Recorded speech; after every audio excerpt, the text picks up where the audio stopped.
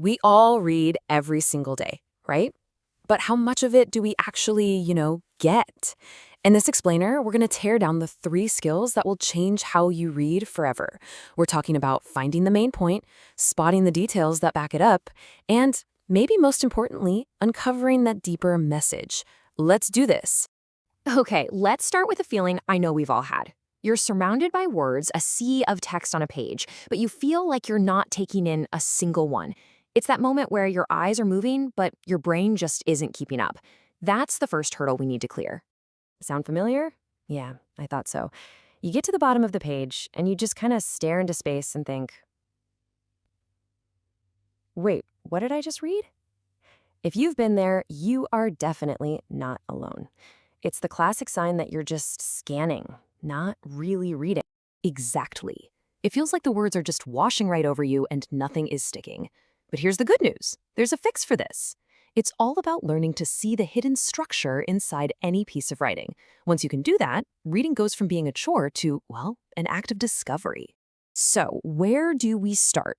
Well, everything, and I mean everything, builds on one single skill: finding the main idea. This is the absolute foundation of reading comprehension, so let's break down what it really is. First things first, before you can find the main idea, you have to know the topic. The topic is super simple. It's just the general subject, usually only a word or a short phrase. Think things like TV violence or avoiding burglaries. It's just what the text is about in the broadest sense. The main idea, though, is different. It's a full, complete thought.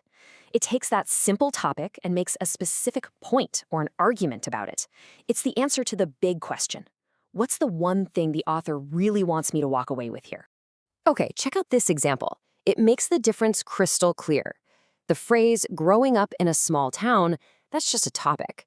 But the sentence, there are several advantages to growing up in a small town, now that is a main idea. See that shift? It goes from being just a subject to a specific point of view, a whole thought. A great way to picture this is to think of a tree.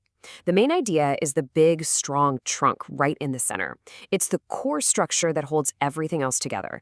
Without it, you've just got a random pile of leaves and branches that don't make any sense. And hey, here's a little pro tip for you.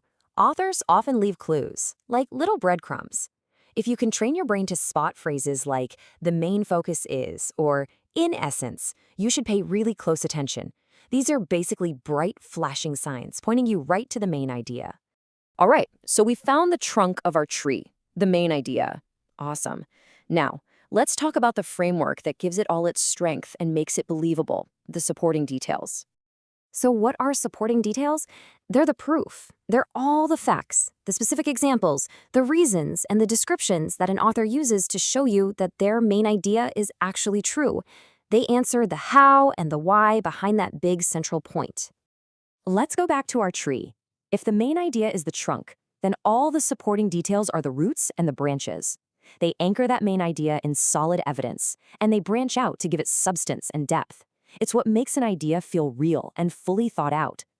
Now, these details show up in a few different forms. You'll see hard facts, like dates and numbers. You'll get specific examples. You'll find logical reasons. And sometimes you'll get vivid descriptions that really paint a picture.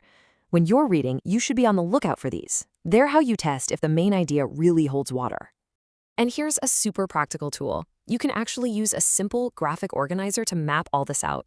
Just put the main idea right at the top and then list all the supporting details underneath it. It lets you literally see the structure of the argument right there on the page. Let's make this really concrete. Say the main idea is, the Louisiana Purchase was a good business deal for the United States. Okay, that's a claim. So where's the proof? Well, here are the details. It literally doubled the size of the country, it gave them control of the Mississippi River, and the land was full of valuable resources. See?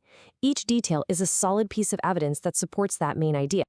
Okay, we've got our foundation and our framework. Now it's time to put on the roof.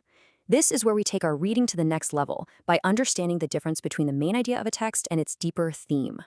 So what in the world is a theme?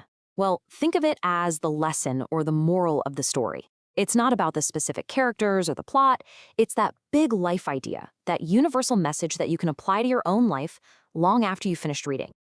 And to finish our tree metaphor, if the main idea and its details are one single tree, then the The theme is the entire forest.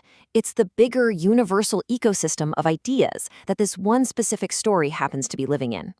Think about Cinderella. The main idea is basically just a summary of the plot, right? It's all about Cinderella, her stepmother, the ball, the fairy godmother. It's totally specific to that one story and those characters. But what about the themes? Well, they're way bigger.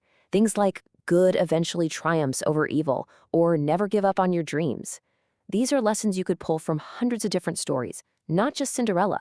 They're universal truths. So, here's the bottom line. The main idea is specific, and a text only has one. The theme, on the other hand, is a universal lesson, and a single story can actually have several of them. Getting this difference is what separates just understanding a story from truly interpreting it. So why does all of this matter? Because when you master these skills, you stop being a passive reader. You start building a much deeper, more critical understanding of, well, any information that comes your way. You can really think of it as a three-step climb. Step 1 is comprehension. That's finding the main idea in details. Step 2 is analysis, where you start examining how those details actually support the main idea. And finally, step 3 is evaluation, where you judge the text's message and its themes. This is how you go from just reading words to actually thinking critically about ideas. So, I'm going to leave you with a challenge. The very next thing you read, I don't care if it's a news article, an email from your boss, or a chapter in a book, don't just let the words wash over you. Actively hunt for the main idea. Find the trunk of the tree. I promise, once you start doing that, you'll feel like you're reading with a superpower.